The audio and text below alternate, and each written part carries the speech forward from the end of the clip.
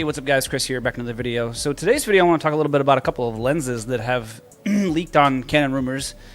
Some very interesting lenses to me. Now, these are going to be kind of a big deal, and I'm also kind of maybe potentially alluding towards something even better in the future. We'll get into that, but so stay tuned.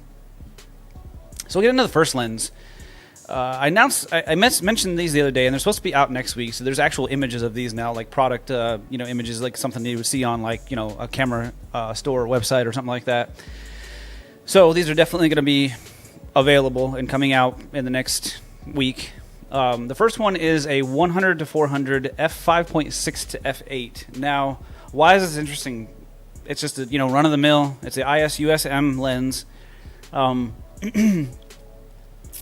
Well, if you go and look at every full frame 100 to 400 out there, the majority of them either don't have good stabilization or they don't have stabilization at all. Like the Sigma 100 to 400's got stabilization, but it's not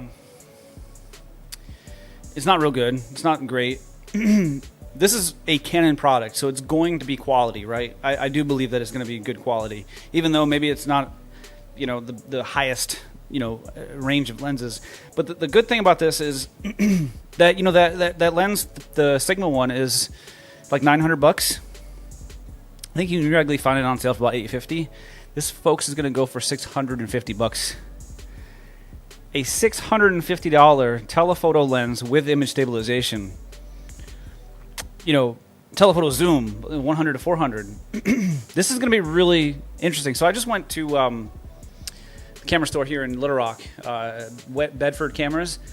One of the guys was showing me a bunch of shots that he took with an R5, with a 24 to 105, and handheld at like 1/20th of a second, handheld at like 1/16th of a second, I think it was,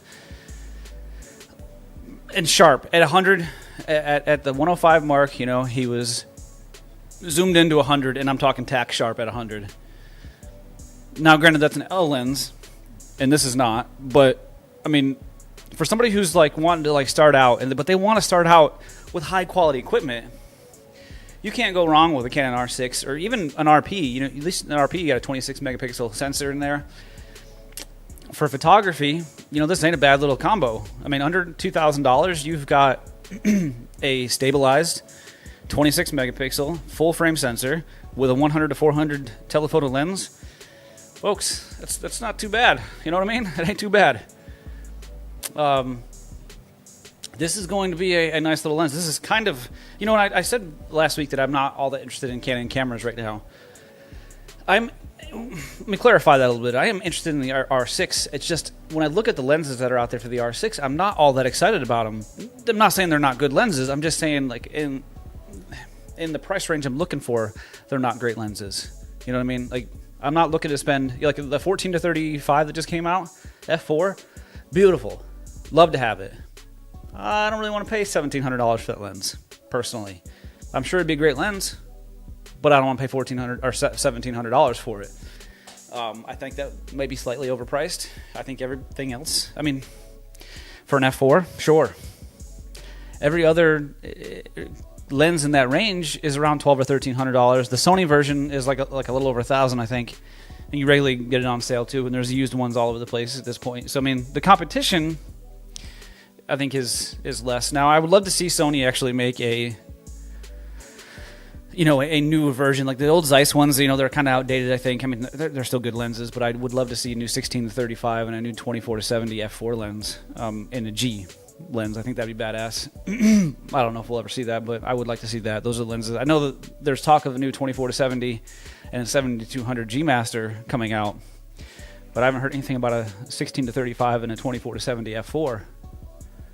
I know there's a 24 to 105 f4, so maybe that's just going to take the place of it, and that is what it is. But again, there's no 16 to 35 f4 other than the old Zeiss lens. It's quite a bit old, but interesting camera lens here, right here.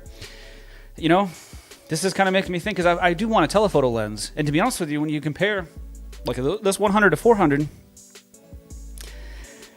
even in APS-C, there's not a really good 100 to 400, right? Fujifilm's got a decent one, but it's also like $1,600 or $1,700, I think. It's quite expensive. You know, this is gonna be $650 for a full frame, so something to think about, folks. And then the next lens is a 16mm f2.8. What is cool about this lens is, so when I first saw the announcement on this, or the rumors about this, I was like, meh, another big, heavy, you know, lens that's probably going to be overpriced.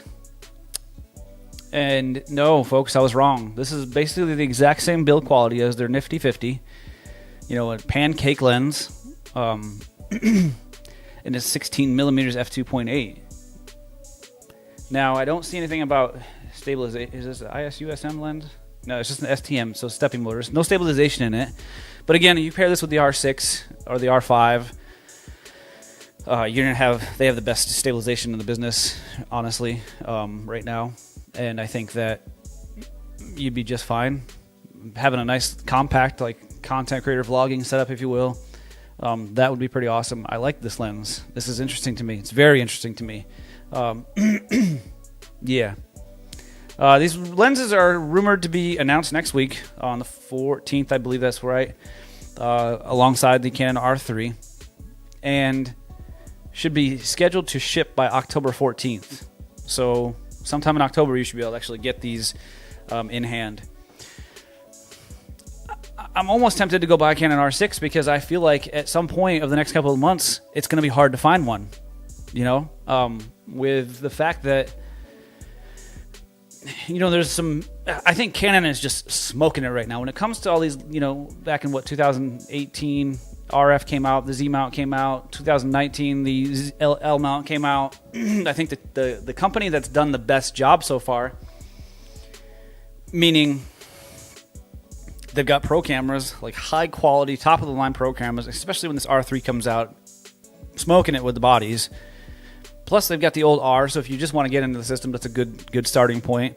And an even better starting point is the RP, still a great camera. But again, now let's take that a step further, because with these like kind of more budget-friendly lenses, there has been rumors for quite some time now that there might be a new entry level, maybe an RP replacement, maybe something even better coming out. And you know, that's kind of interesting because, I mean, you could have a nice, compact, potentially 4K vlogging setup for under $2,000. You know, if they do it, you know, kind of right. You know, don't shit on their 4K in the new RP Mark II, whatever it's going to be called. You know, because the current RP is, in my opinion, yeah, it says 4K on it, but it's not a 4K camera. You got a crazy crop factor in 4K, and then there's no, the autofocus is terrible. So it's not. I mean, it's a great 1080 camera. It's a great 1080 camera, very sharp. And honestly, even pairing that with this would be a pretty good combo. Nice, super lightweight, you know, kind of take everywhere you go and still be able to get 4K 60. Or sorry, with the RP, sorry, with the Canon R6. Super lightweight, great battery life, 4K 60, 10-bit, Canon log. Come on. What's not awesome about that? Anyways, that's about it for today's video. Hope you guys enjoyed this little Canon lens rumor mill happening. So, hope you guys enjoy this. Thank you all for watching, and I'll see you guys. Oh, sorry, by the way, the 16mm f2.8, $299, $300. Anyways, thank you for watching. Hope you guys enjoyed this, and we'll see you in the next one.